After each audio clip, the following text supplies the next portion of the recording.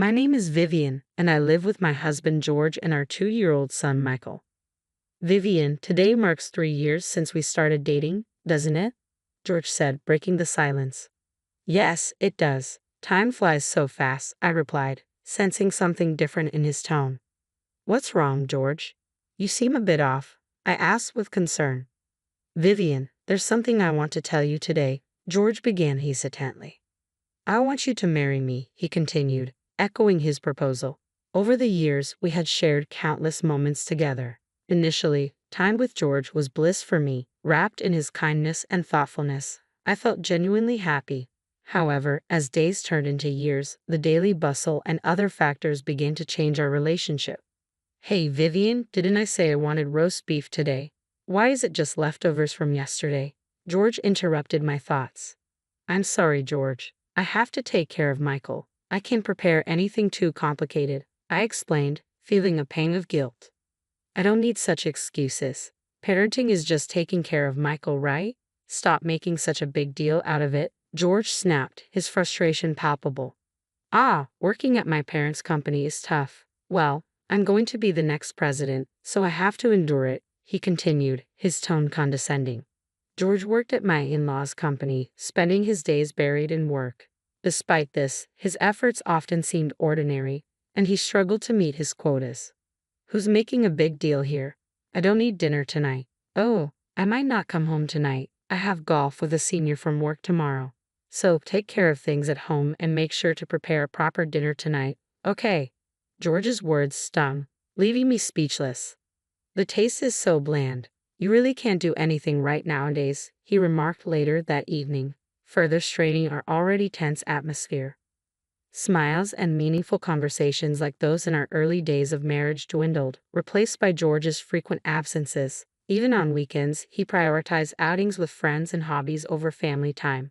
During maternity leave, I dedicated myself to protecting our family, waking early to care for Michael and manage household chores. Despite my efforts, exhaustion and unspoken feelings toward George began to weigh heavily on me.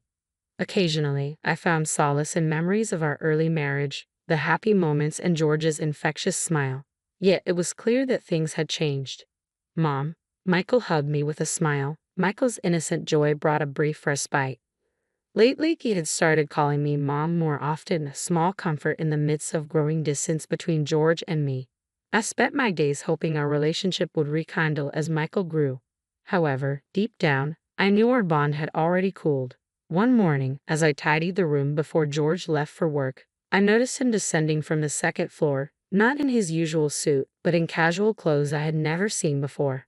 They must be new. Aren't you supposed to be at work today? I asked, puzzled. I'm going to work. I don't need a suit today, George replied dismissively. Seriously, stop nagging me. If I say it's fine, then it's fine. Don't butt in every time, he retorted sharply, leaving me at a loss for words. I was just asking, that's what's annoying. Anyway, I'm leaving now, George said, his departure through the front door feeling like an escape. I couldn't shake the feeling that he wasn't heading to his office. Where was he going? I tried not to dwell on the answer. The distance between George and me seemed to widen with each passing day. Our conversations became scarce, tinged with a cold atmosphere. The smiles and kindness from our past felt like distant memories. Now, his words were laced with criticism and sarcasm. Whether he commented on my cooking or cleaning, his sharp remarks pierced my heart. Was it all my fault? Days were spent in self-doubt, questioning why our relationship had changed so drastically. Time passed without clarity. Despite my efforts in managing the household and caring for Michael, it never seemed enough for George. The decrease in conversation and his cold demeanor hurt deeply. His once kind and considerate words had been replaced by constant critique. Something inside me broke. My love for George faded and memories of happier times became distant. A sense of indifference replaced the emptiness in my heart. What was the point of everything I had done so far? Mom, look, I made this. Michael's voice interrupted my thoughts. Oh wow, that's amazing. Did you draw this? I asked, genuinely impressed. Yeah, this one's a dog, and this is a cat, Michael explained proudly. You're really good at drawing, Michael. I praised him, his smile warming my heart. As time passed, my feelings shifted. As my love for George waned, my love for Michael deepened. Watching him grow, I began seriously considering my future. specifically divorce. I couldn't continue in a relationship where George barely contributed to parenting, let alone fulfilling his role as a father. The prospect of liberation from George seemed more overwhelming than daunting. However, one concern weighed on me. On the way to a promised meeting with Michael's grandparents, we arrived at their doorstep. "Hello, Mother." "Hi, Grandma." Michael greeted them warmly. "Hello, Michael. Have you grown taller again?" Grandma exclaimed with joy. "Really?"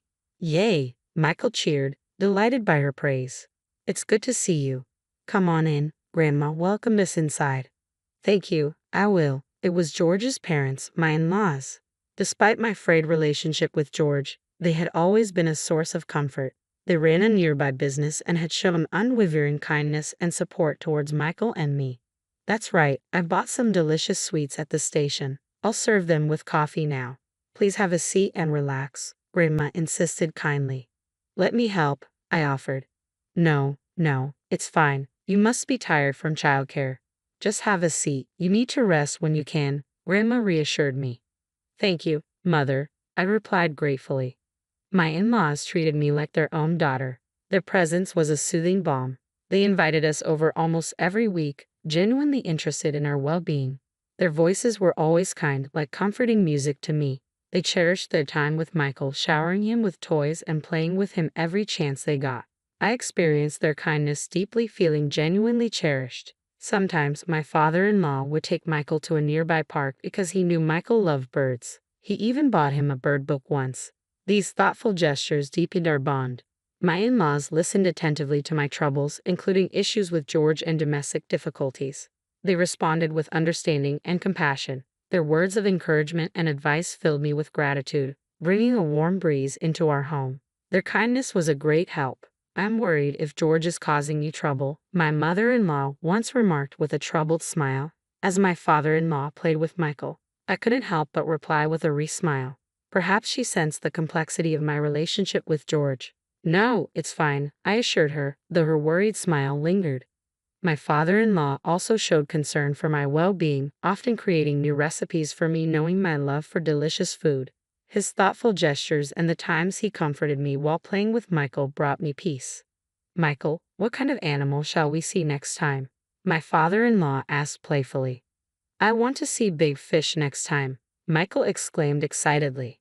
"All right, let's go to the aquarium next time," my father-in-law suggested, eliciting a joyful yay from Michael. Watching them interact, I couldn't help but smile. Michael adored his grandparents, showing them a carefree smile that rarely graced his face with George. "Vivian, feel free to talk to us about anything," my mother-in-law said kindly as we were leaving. Her words pained my heart a bit. Little did she know, I was contemplating divorce from George. I didn't want to burden my in-laws or sadden them. Even if my relationship with George couldn't be repaired, I cherished my bond with my in-laws and wanted Michael to continue enjoying his time with them. I was apprehensive about opening up to them about George, fearing their reaction. Just as these worries occupied my mind, an unexpected incident unfolded. My in-laws had kindly offered to take care of Michael, allowing me to enjoy a cafe outing with a friend. "It's been a long time since we've had a cafe like this, hasn't it?" my friend remarked as we sat down, sipping our coffee. "Really, Vivian, you've seemed busy recently," she observed with concern. "Have I?" I replied vaguely, trying to brush off the worry in her eyes. "Hey, Vivian, has something happened with your husband recently?" My friend hesitated, choosing her words carefully. "What do you mean?" I asked, tilting my head in confusion. "Well, actually, I saw something the other day. I saw your husband walking with a woman. I don't know." My friend's voice trailed off, her expression troubled. For a moment, my mind went blank. Deep down, though, a part of me wasn't surprised. Reflecting on George's recent behavior, there had been signs I had chosen to ignore. My friend held my hand silently, her eyes conveying understanding. "Vivian, I think you should talk to George," she finally said gently.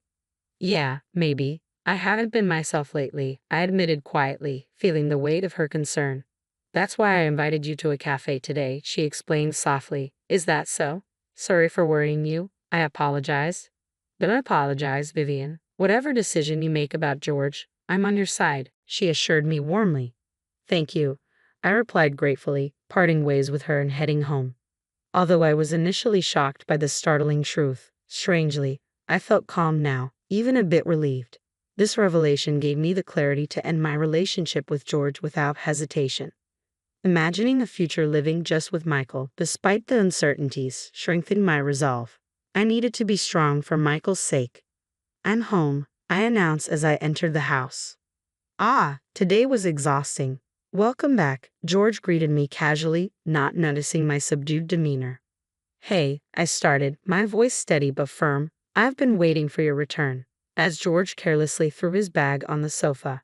In a low voice, I told him, "George, we need to talk." "Can it wait until after dinner?" George replied, visibly annoyed. "No, I want to talk about it now," I insisted. "What now?" "Such a hassle," George grumbled, avoiding eye contact. "Well, this situation is your fault, isn't it?" I confronted him. "Huh? What are you talking about?" George looked puzzled, but there was a flicker of unease in his eyes. "I heard from my friend. Is it true that you were walking with another woman?" I pressed, my voice steady. George's reaction was undeniable confirmation. His face changed color instantly, and his eyes darted around, searching for an escape. "That must be a mistake. Your friend saw, right?" George stammered. "She heard your voice and even knows the store you two went into." "Shall I confirm it with the store staff?" I challenged, feeling a surge of boldness. "It's useless to hide it," I continued as George struggled for words. "Damn it," George spat out bitterly, his anger surfacing. "Yeah, that's right. Her name is Zoe. Unlike you, she's perfect at work, in housekeeping, and she's cute. She even said she likes me, even though I'm married." "Yeah, that just shows how attractive I am, right?" George mocked, his tone cutting. "I loved you, George, even though you're married," he mimicked Zoe's words. Would a normal woman approach a married man like that? There must be more to it, I reasoned, but George's dismissive attitude was clear. "Why should I feel bad for you and Michael? You should be ashamed for not supporting me more in my hard work," George retorted defensively. "I heard from your father and mother that you hadn't even met your work quotas. Can you still say you're working hard?" I shot back, feeling the weight of disappointment. "I'm doing things my way. I'm going to be the next president, so don't interfere," George asserted arrogantly. "I doubt you'll ever become president," I stated quietly, my resolve hardening. "What did you say?" George's voice rose. "Fine, I'm done with you. Let's divorce," I declared firmly, unable to bear his excuses any longer. "I'll divorce you and marry Zoe. Do whatever you want," George pointed at me, his words sharp and hurtful. "Don't talk bad about Zoe. You're just jealous of her, aren't you?" George accused, misinterpreting my stunned silence for shock. "That's not the case," I replied quietly. "I'll show you. You'll regret this when you come begging to me later," George shouted angrily, storming out of the house, likely heading to Zoe's place. Impulsively, I tried to follow him but tripped over a slightly lifted carpet edge. I fell hard, hitting my back against the table with a sharp pain I had never felt before. Overwhelmed by the intense agony, I groaned, unable to move. Crawling towards my smartphone nearby, I dialed for an ambulance as darkness threatened to engulf me. "Mom, where am I?" Michael's voice brought me back when I woke up. I lay in the hospital bed, my head spinning and my body itching all over. A nurse quickly came to my aid and called a doctor. Seeing my anxious state, they explained what had happened and tried to calm my nerves. "It's okay, you'll gradually recover," the nurse assured me. "Yes, thank you," I managed, trying to absorb the news. "Anyway, it's good that your life isn't in danger," the doctor added. However, the results of the subsequent examination shocked me deeply. The fall had caused spinal cord damage, making it difficult for me to walk. I was informed that I would need a wheelchair, and my life would change drastically. After being discharged, life at home proved more challenging than I had anticipated. I realized I couldn't manage household chores, childcare, or even take care of myself alone. At the suggestion of my in-laws, I decided to live with them for a while. Since I couldn't rely on George for help and with Michael there too, I had no choice but to lean on their kindness. They must have been suspicious of George's absence despite my condition. I knew I had to tell them the truth soon. Just as I contemplated this, the front door of my in-laws' house swung open with a loud noise. "George, where have you been?" Ignoring calls when Vivian is in such a condition, my mother-in-law scolded as George entered. So, she's really in a wheelchair, huh? George scoffed, looking at my condition. A useless woman who can't do household chores or childcare is of no use to me. Hurry up and divorce me and pay me compensation for all the trouble. How can you say such a thing to Vivian? My father-in-law interjected, shocked. It's okay, Mom, Dad, I murmured weakly, feeling the weight of George's callous words. Vivian, let's get a divorce, George declared coldly. I'm sorry, Father, Mother, I whispered, tears welling up in my eyes. I couldn't stay with George anymore. Surprisingly, his cruel words didn't sting. They simply confirmed that my love for him had completely faded. Contrary to my in-law's surprise, George seemed oddly cheerful. But that you understand now, I can freely marry Zoe, George remarked casually. George, were you seeing another woman? My father-in-law interjected, taken aback. Yeah, so what? What's the big deal? George shrugged. Despite having Vivian, she's boring, not particularly cute, and can't handle housework or childcare properly. How can you say that? My mother-in-law exclaimed, shocked. Vivian has been trying so hard with housework and raising Michael. Yeah, whatever, George dismissed, his tone callous. Anyway, I've decided to be with Zoe. Dad, it's time to hand over the company to me. You're getting old. Nonsense. I won't let someone like you take over the company, my father-in-law retorted firmly. Come on, who else is there but me? Anyway, I'm busy, so send me the divorce papers by mail, okay? George concluded, nonchalant. After separating from George, I started a new life. Currently, I live comfortably in a house recommended by my in-laws. With the help of a caretaker, they suggested my daily life feels easier than before. However, amidst this calm, an unexpected development awaited. One day, while peacefully passing time, the doorbell rang. Glancing at the monitor, I saw George standing outside, his face a mix of confusion and desperation. Hey, Vivian, what the hell is going on? George blurted out. George, what's up? I replied calmly, masking my surprise. I got fired from the company. I suppose Dad just keeps saying it can't be helped, George confessed, his desperation evident. Oh dear, I murmured sympathetically.